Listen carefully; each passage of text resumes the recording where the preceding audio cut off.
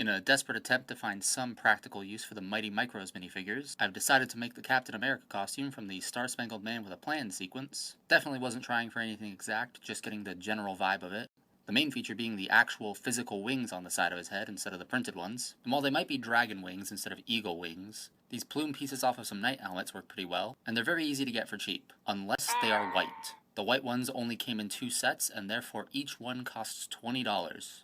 That is the price we pay for freedom. The search for a blue helmet that looks like Captain America led to this helmet. Unfortunately, that means you'll have to use an electric eraser to take off the stripes and all but the front star. Then if you're feeling brave, you can take one arm off of each side of the star and get a vaguely A-shaped shape. You could also erase a little bit of the middle, but I wasn't feeling brave enough for that. Of course, there's nothing on this helmet for the plumes to actually attach to, but thankfully the little indents that the visor hooks into make very convenient reference points, and the plastic is thin enough at those points that you could just push a thumbtack through them and make a hole. Unfortunately, the pins on the plumes will actually stick too far into the side of the helmet and stop you from being able to put it onto a head, and if you try to make it flush with the inside, they will stick out even further from the head than they already do. So then you have to chop off the ends of the pins on the plumes so that they're just long enough to fit inside but not long enough to stab into the head. But then the connection will actually be too loose to hold the plumes onto the helmet, so you have to Gorilla Glue them on. Then you can finally stick them onto a head. I chose the bank robber from Spider-Man Homecoming who had the Captain America mask. Conveniently, the redundant A on his mask gets covered up by the helmet, and his goatee gets covered up by the chin strap. He still looks a little too grumpy for Captain America. It's not an ideal fit. I might replace it with just a normal blue comic book Captain America head, but unfortunately those have the issue of the skin tone being way too pale. You might also want to try a character wearing a domino mask like the Lone Ranger or Mr. Incredible, although those will be in black instead of blue. The Trickster has a blue domino mask, but he's got those whited out eyes instead of actual pupils.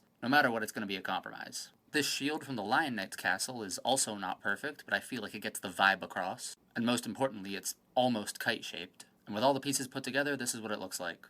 It's far from perfect, and it's kinda stupid looking from straight on, but I love him. All he needs is J. Jonah Jameson's head on a brown suit, so he has a Hitler to punch.